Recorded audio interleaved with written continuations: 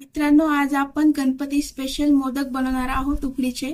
तर त्याकरता मी इथे 2 वाटी तांदळाचं पीठ घेतलेलं आहे आणि 1 ग्लास पाणी उकळून घेतले। त्याच्यामध्ये साजूक थोडंसं तूप टाकलेलं आहे। त्याच्यामध्ये हे पीठ मी चांगल्या प्रकारे शिजवून आता त्याला छान प्रकारे मी मळून घेतले। तुम्ही बघू शकता इथे। आता आपण ते मोदक बनवणार आहोत। तर इथे छान प्रकारे मी पीठ असं मळून घेतलेलं आहे। आता आपण मोदक बनवायला सुरुवात करूया। मित्रांनो, आता मी त्याच्यामध्ये भरण्यासाठी इथे 1 लिटर दूध आटवून घेतलेलं आहे।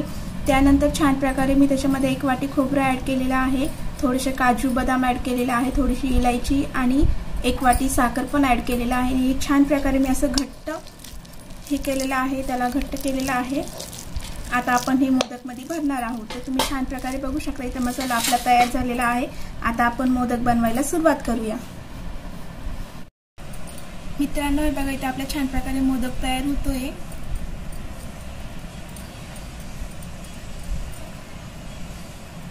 तुम्ही बघू शकता इथे खूप छान प्रकारे आपला मोदक तयार झालेला आहे।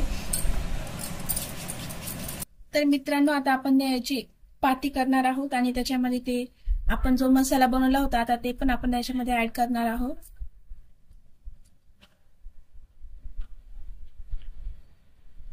तुम्ही बघू शकता मित्रांनो, आता इथे आपली छान प्रकारे पाती तयार झालेली आहे। आता आपण त्याच्यामध्ये हा मसाला भरणार आहोत। आता आपण छान प्रकारे त्याचा मोदक तयार करत आहोत।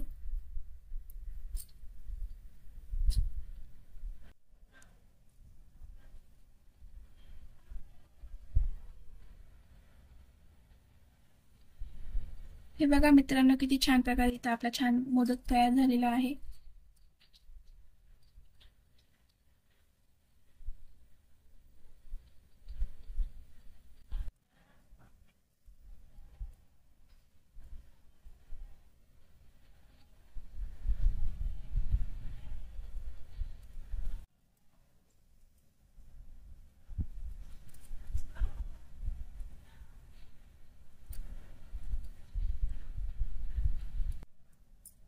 मित्रांनो, हे बघा इथे किती छान प्रकारे आता आपले मोदक भरून झालेले आहेत।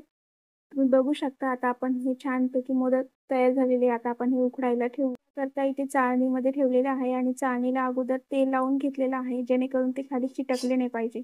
आता आपण हे उकडायला ठेवूया। इथे मित्रांनो, तुम्ही बघू शकता आपलं छान प्रकारे पाणी गरम झालेले आहे, त्याला उकळी आलेली आहे। आता आपण ते ठेवणार आहोत त्याच्यावरती। आता आपण मित्रांनो जे मोदक आपण भरून घेतले होते आता ते मी ही चाळणी जी आहे ती याच्यावर ठेवणार आहे। आता आपण याच्यावरती झाकून पण ठेवूया। मित्रांनो, आता मी त्याच्यावरती झाकण ठेवलेले आहे। आता आपल्याला फुल गॅसवर 20 मिनिट ठेवायचं आहे। मित्रांनो, हे बघा इथे आपले छान प्रकारे आता उकडीचे मोदक तयार झालेले आहे। तुम्ही बघू शकता इथे खूप छान प्रकारे तयार झालेले आणि खायला पण खूपच छान लागणार आहे। तुम्ही घरी एकदा नक्की ट्राय करा। आमचा व्हिडिओ आवडल्यास लाईक करा, सबस्क्राइब करा आणि बेल आयकॉन दाबायला विसरू नका। धन्यवाद।